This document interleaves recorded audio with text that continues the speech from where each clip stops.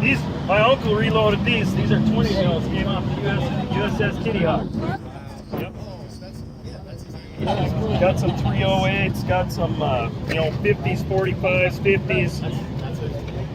I got hand grenades here. There's some mortar bombs up there. I ordered those from the Netherlands. And when I got a call from the government, they said, what are you doing ordering bombs from the Netherlands? I said, because I couldn't find any in my own country. But this thing here, this is a leather ammo band there up front here. This is the hardest thing for me to find. And what was going on was we had one of these in our family and I couldn't find it.